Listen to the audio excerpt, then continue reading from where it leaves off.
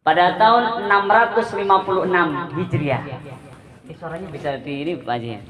Bisa biar dengungnya enggak begitu mantap. Enggak bisa. Nah inilah kalau hebat modern begini enggak bisa diatur.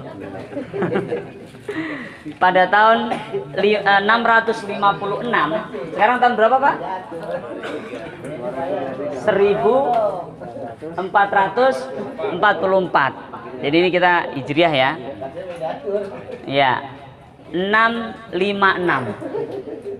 Sekarang 1444. Jadi kalau dikurangi 788 tahun yang lalu.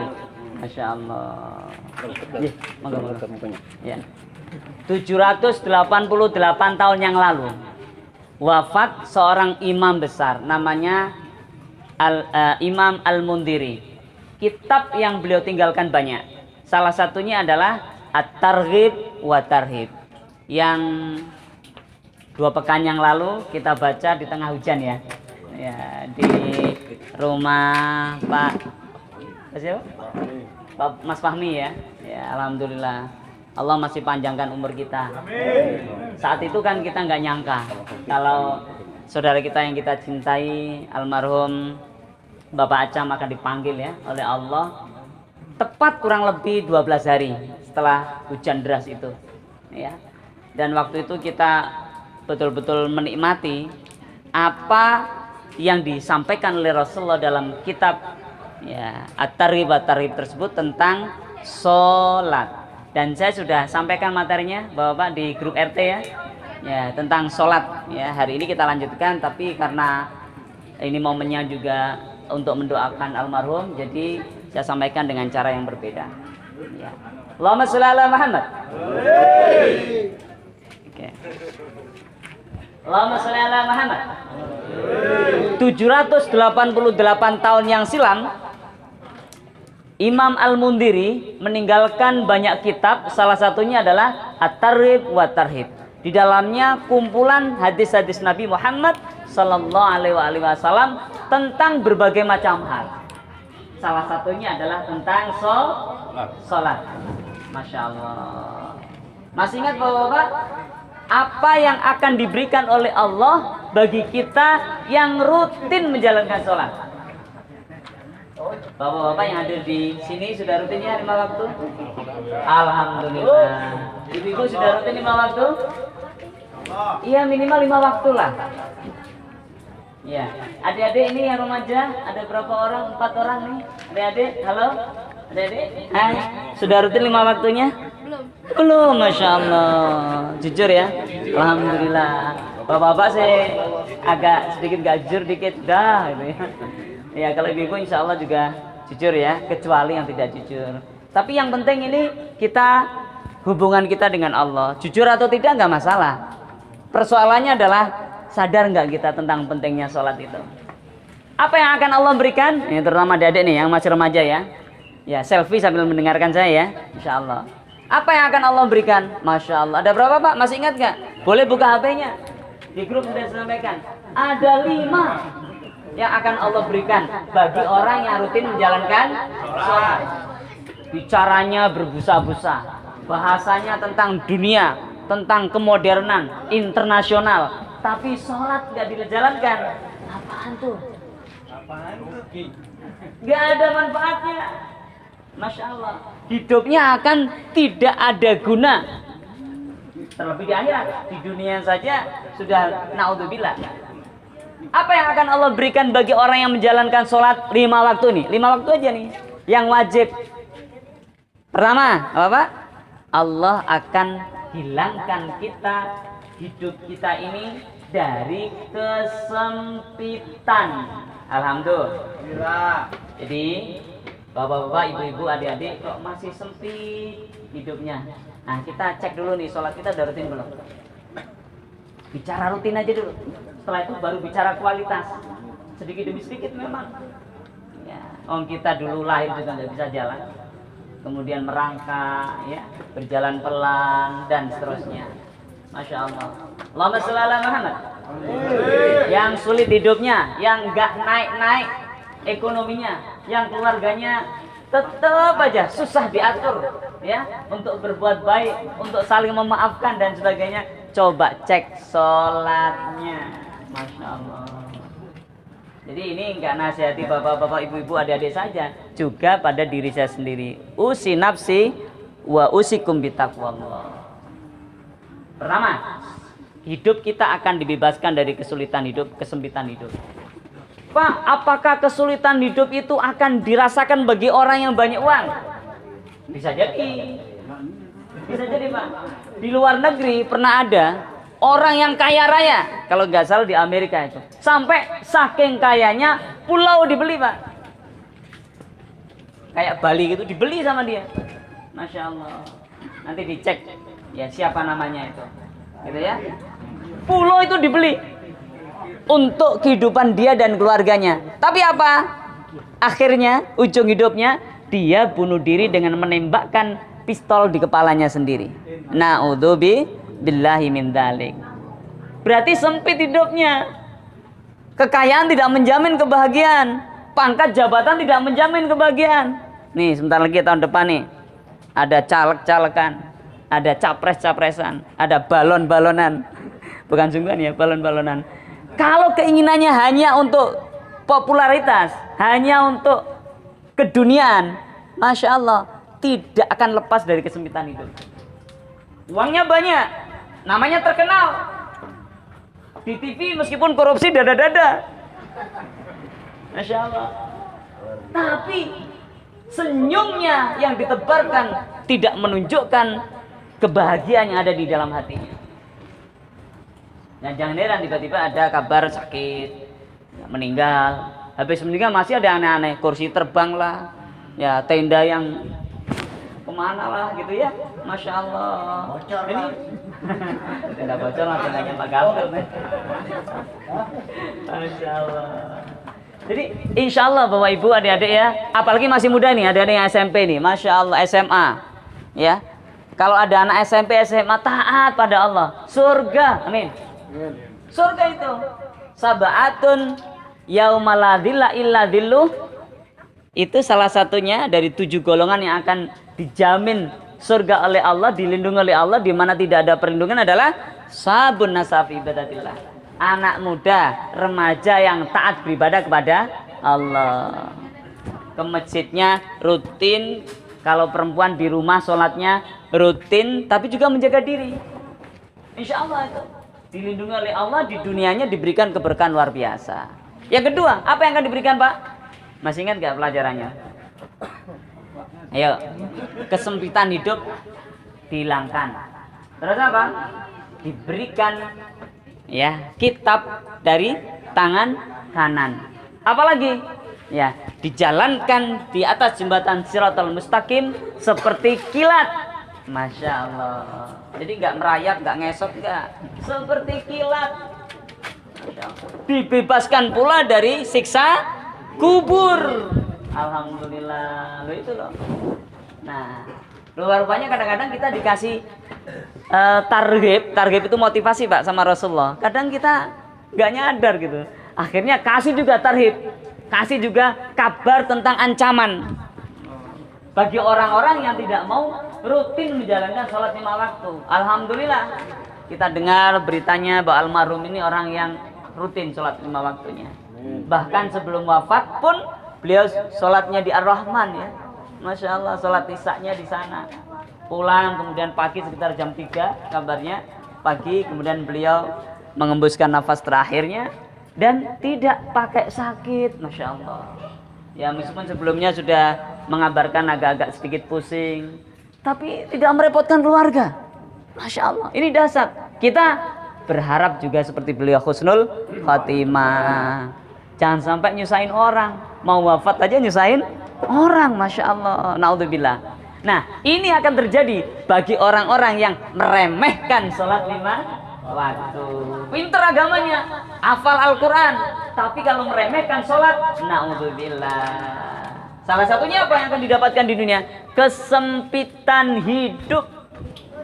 Tadi keberkahan hidup diberikan, ya. Tapi kalau kita tidak sholat, diberikan kesempitan hidup. Nah, dan beberapa hal ya. Kita lihat, kalau pas mau mati, mau meninggal, mau wafat, apa yang terjadi? Dia akan meninggal dalam kondisi hina, Pak. Naudzubillah. Hina.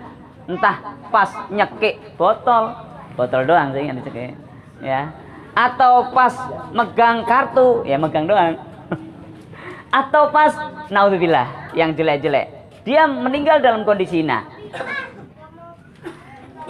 Yang pertama. Yang kedua, dia akan meninggal dalam kondisi kehausan. Sampai diriwayatkan dalam hadis, kalau seluruh air di laut, bahkan yang ada di dunia ini disuruh minum, dia tidak akan pernah selesai hausnya. Naudzubillah. Yang ketiga, kelaparan. Lapar, haus, hina. Ini Pak, jadi jangan sampai tinggalkan sholat. Ya, Rasulullah pernah ditanya, ya Rasul, apa sih bedanya orang Islam dan tidak Islam? As-sholat. Sholat. Kalau sholat rutin dijalankan Pak, yang akan muncul dua sifat ini. Pertama, yakhafullah. Dia takut kepada Allah. Yang kedua, yarhamunas. Dia akan menyayangi kepada manusia sesama. Seperti satu koin tuh Pak, ada sebelah sini. Koin sebelah sini, mukanya itu yakhafullah, takut kepada Allah. Tapi baliknya yarhamunas, menyayangi manusia. Jadi gak bisa orang yang taat kepada Allah pada sesama kok gak sayang. Kata-katanya nyakitin. Kalau berkata merendahkan, gak nyambung tuh Pak. Gak nyambung. Berarti perlu dievaluasi sholatnya tuh. Ini sifatku nih Pak, ini sifatku begini. Nggak bisa. Umar bin Khattab yang keras saja bisa lembut. Kok kita sombong banget? Sifatku memang keras begini Pak, harus dipahami dong. Loh, terbalik. Orang Islam itu harus mudah memahami orang lain, bukan maksain orang lain memahami dirinya sendiri. Setuju tidak Pak? Setuju Bu? Setuju nggak setuju? Begitu kata Rasul. Masya Allah. Jadi nggak bisa kita katakan aku begini, ya kamu ya sudah silakan terserah, misalkan. Nggak bisa begitu. Kita bersyukur Bapak Ibu, adik-adik semuanya, bahwa kita jadi seorang Muslim yang dibimbing langsung oleh Rasulullah Muhammad Sallallahu Alaihi Wasallam. Masya Allah, kenikmatan luar biasa. Itu dari hadis Nabi Muhammad. Belum lagi Bapak, yang diceritakan oleh para ilmuwan, orang-orang yang meneliti tentang sholat Pak. Contohnya apa? Seorang pakar yang masuk Islam gara-gara apa?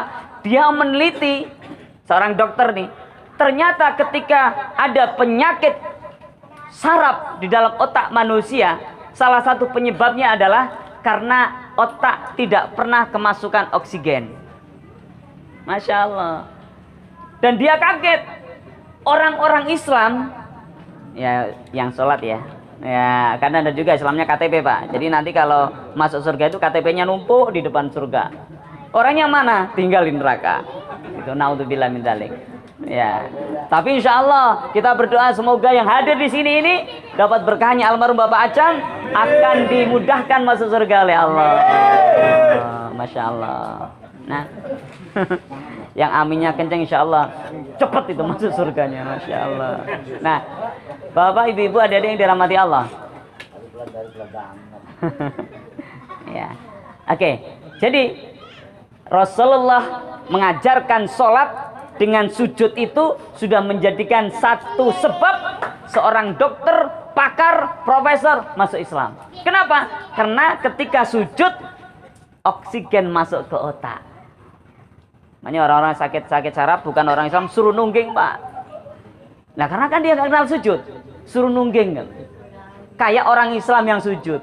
Masya Allah, itu baru situ. Belum lagi masalah orang-orang para ahli pakar tentang kesehatan otot Pak. Sholat mirip-mirip senam, tapi beda. Senam nggak ada bacaan, senam nggak ada penghayatan. Bisa jadi senam ada penghayatan, tapi sholat lebih dari sekedar senam. Lebih dari sekedar semedi, lebih dari sekedar apa Pak itu namanya? Kontemplasi. Lebih, baru sujud saja udah ngislamin banyak orang Pak. Belum lagi yang lain. Pakar kesehatan Cina menyampaikan, Kenapa orang-orang yang sholat itu rata-rata sehat, Pak? 70 tahun usianya lebih. Sehat. Kayak almarhum ini. Sering jalan, keliling. Pas anak saya yang ketiga itu, ya belum lahir, istri sering jalan-jalan, sering ketemu beliau. Ya, Masya Allah. Alhamdulillah istri saya masih ingat itu beliau. Nah, dan alhamdulillah beliau sehat. Allahu Akbar. Itu baru sholat 5 waktu, Pak. Belum lagi tahajud. Masya Allah. Kalau ditambah lagi, dahsyat. Ya, Masya Allah. Menurut pakar kesehatan Cina ini yang cerita, Pak. Kalau pagi, Masya Allah, itu oksigennya paling bagus, paling banyak, paling seger, dan paling banyak menjadi sebab kesembuhan banyak penyakit. Jantung, paru-paru, dan lain sebagainya. Ketika sholat duhur, Masya Allah, Pak, panasnya duhur itu kalau kita keluar dari rumah menuju ke musola atau ke masjid, suhu panas itu bisa bermanfaat untuk tubuh kita, Pak. Yang ngomong orang Cina ini, Pak. Yang dia juga bukan orang Islam. Asar, panasnya asar itu beda dengan panasnya zuhur, Pak. Ada zat-zat yang dikeluarkan di saat asar itu, Pak. Beda dengan saat duhur. Begitu juga maghrib, ketika safak. Ada warna oranye, warna kuning, warna merah yang ada di sebelah mana, Pak, sana? Barat. Masya Allah. Kulon, ya. Itu menimbulkan energi yang berbeda. Dan ketika warna oranye, kuning, merah itu hilang, gelap, maka itulah saatnya sholat isya. Dan energinya yang muncul juga berbeda. Makanya, Pak, Masya Allah, sholat itu Masya Allah, dapatnya aja melalui Isra Mi'raj, Pak. Berat. Dapatnya melalui lobi-lobi yang luar biasa. Manfaatnya sejak 1400 tahun yang lalu ditulis oleh banyak ilmuwan manfaat sholat itu. Di Surabaya seorang dokter, ya, beliau meneliti tentang tahajud, Pak. Ya. Orang-orang disuruh tahajud, sekian orang, yang satu enggak tahajud, diteliti, kemudian diperiksa kadar-kadar tertentu, ya, hormon-hormon kortisol dan lain sebagainya ada di dalam tubuhnya. Ternyata tahajud menyembuhkan banyak penyakit. Allahu Akbar. Allahu Akbar. Masya Allah. Loh, begini loh. Makanya Rasulullah tuh orangnya sehat banget, Pak. Atletis, nggak kegemukan seperti kita. Oh enggak ya, saya nggak masuk, Pak, ya. Ya, Masya Allah, gak ada yang gemuk di sini, ya. Ya, mohon maaf ya yang gemuk. Ya, mohon maaf, ya. Ini bicara Rasulullah, ya. Makanya, Masya Allah, Rasulullah itu hidupnya sehat, lahiriahnya sehat, batiniahnya sehat. Apalagi alasan kita tidak sholat. Waktunya, Pak Ustadz, nggak sempat. Alah, bohong. Kita buka WA aja 1 jam nggak terasa, ya. Sholat 5 menit doang. Makanya wudhunya ketika sholat itu dibagusin, Pak. Pelan-pelan digosok sampai masuk ke kulit, Pak. Ya, sambil doa. Doanya dalam hati, nggak usah diomongin, nggak jadi wudhu nanti. Ya, doanya dalam hati, gosok tangan, ya Allah, sehatkan tangan ini, gugurkan dosa-dosa tangan ini, kumur-kumur hidung, basuh muka dan seterusnya, sambil berdoa kebaikan. Terserah mau doa apa dalam hatinya. Terus habis itu doa, sehabis wudhu, terus sholat. Insya Allah, Pak, proses itu 5 kali dalam 1 hari, itu membuat keberkahan dalam keluarga kita. Allahumma sholli ala Muhammad. Oh, Masya Allah. Jadi habis ini yang punya anak kecil pun sudah mulai dilatih, Pak. Anak 7 tahun tidak boleh meninggalkan sholat. Ini ada yang 7 tahun nih. Siapa ini? 7 tahun? 7 tahun angkat tangan. Yang 17 tahun angkat tangan. Oh. Yang 7 tahun aja nggak boleh ninggalin sholat, apalagi yang 17 tahun. Kalau bangunnya kesiangan, tetep, Pak, suruh sholat. Nanti kita ditanya loh sama Allah di akhirat. Kita harus tanggung jawab loh. Naudzubillah. Kalau 10 tahun sudah mulai dipukul, Pak. 10 tahun. Tapi kalau sebelum 10 tahun bersamai terus sambil ditungguin untuk sholat. Telat-telat nggak apa-apa, yang penting dia sholat. Tungguin, Pak. Daripada kita masuk neraka gara-gara anak kita. Jangan kayak orang liberal, biarin sholat nggak sholat, nanti dia ngerti apanya? Nggak bisa, harus dibiasakan, Pak. Ya, kebaikan itu harus dibiasakan. Kalau untuk anak-anak kita harus dipaksakan. Kenapa dipaksakan? Karena yang negatif memaksa kita, Pak. Di kanan kiri kita yang negatif, ajaran-ajaran negatif memaksa kita. Masuk ke HP-nya anak-anak kita tuh, dikantongin tuh. Lihat, HP, Pak. Kalau kita nggak kuasa, nggak usah belikan data. Gitu. Jangan biarkan anak kita berjam-jam main game. Masya Allah. Lihat yang hal yang nggak baik. Nanti naudzubillah, nyesel, Pak, nyesel. Apa bisa? Bisa. Apa mungkin? Mungkin sekali. Kenapa? Oh, kita yang belikan datanya kok. Ya, bukan hanya nasihati, atur. Ya, yang punya anak, yang punya cucu, jangan dibilang itu tugasnya paknya. Bener, tapi kita kan ayahnya paknya dia. Jangan berlepas tangan. Ya, Masya Allah. Kenapa? Karena dalilnya dalam Al-Quran, ya ayyuhalladzina amanu qu anfusakum wa ahlikum nara. Kita udah bosan, Pak, kalau hanya bersilat lidah itu, hanya ngomong-ngomong aja, hebat-hebatan retorika. Enggak, kita harus jalan sekarang nih. Terutama untuk keluarga kita masing-masing dulu. Ya, kita ingetin teman kita, jangan malu. Ada temannya nggak sholat, sholat ah. Kapan? Tetangga kita udah dipanggil oleh Allah lah. Sekarang ini nggak kepakai umur loh orang meninggal. Dari dulu sih nggak pakai umur.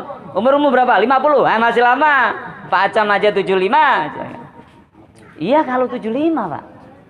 Nah kalau 57? Ya. Masya Allah, naudzubillah ya. Iya kalau 57. Kalau sebelumnya, naudzubillah. Makanya yang sudah 60 tahun ke atas bonus itu. Harus sering-sering ke masjid daripada sering-sering ke lain tempat. Masya Allah. Ya. Ya, bisa dipahami, Pak, Bu? Ya, insya Allah ya, kita berdoa, ya Allah, kuatkanlah kami dan keluarga kami ini untuk menegakkan sholat 5 waktu. Terutama sholat 5 waktu dulu. Insya Allah kalau sholatnya bagus, rutin, disiplin, Allah mudahkan semuanya. Mau berjalan gak ada urusan, Pak. Mau kayak saya misalkan pulang kampung ke Jawa Timur, naik kereta harus sholat. Gak ada air, tayamum. Gak ngadep ke barat, ngadep kemana aja boleh. Gak ada alasan. Najis ini kata kamu, najis, bismillah, dimaafin daripada tidak sholat. Ya, Masya Allah. Insya Allah, Pak. Itu saya, Pak, kan pengalaman naik kereta. Saya lihat, Pak, ini jadi ilmu bagi saya karena pengalaman. Ketika saya naik kereta bisnis, Pak, yang sholat Masya Allah banyak. Tapi naik kereta ekonomi yang sholat sedikit sekali. Masya Allah. Naik kereta eksekutif hampir semuanya sholat tuh. Naik kereta ekonomi kebalikannya, hampir semua gak sholat. Ya, Masya Allah. Naudzubillah. Apa ini tandanya? Benar, orang kalau semakin dekat dengan Allah dimudahkan rezekinya. Jangan dibalik-balik. Saya sholat nanti kalau udah bisa naik kereta eksekutif, ya kapan bisanya? Jangan dibalik-balik. Saya nanti berbagi kalau udah punya banyak uang, ya kapan berbaginya? Saya sholat kalau punya banyak waktu, kapan punya waktunya? Nggak bisa, Pak. Harus berani. Kenapa? Karena ahsiban nas ayyutraku ayyakul aman wa hum la yuftanun. Kita diuji. Kalau kita udah bilang iman, ya Allah aku ini hambamu, diuji. Baru dari sholat, Pak. Ya, kita akan diuji oleh Allah. Nanti sholat kita itu jadi patokan, Pak. Kalau sholatnya diterima oleh Allah, kita yakhafullah. Kita jadi pribadi yang takut kepada Allah. Dimanapun kita takut pada Allah.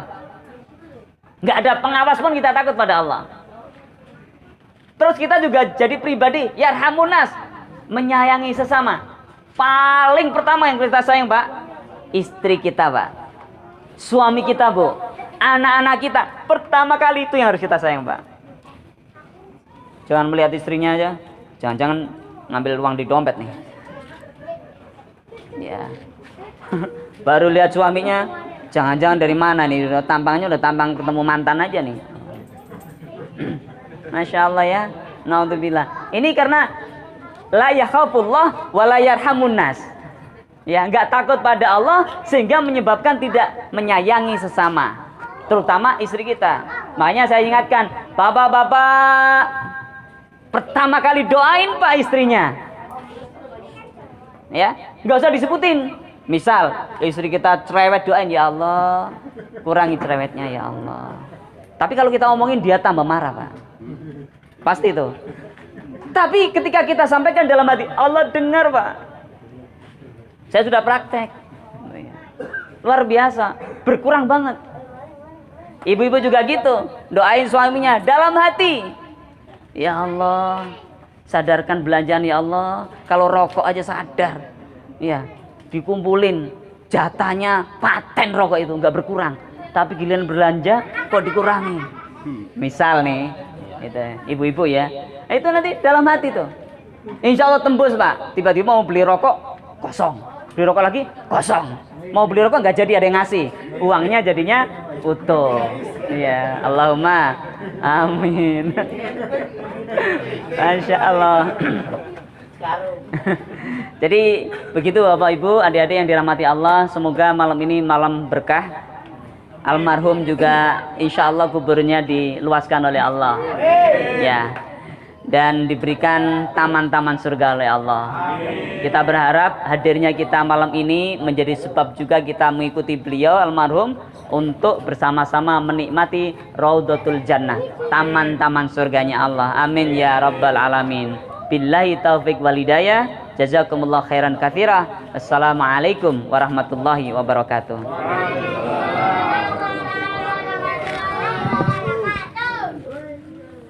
Makan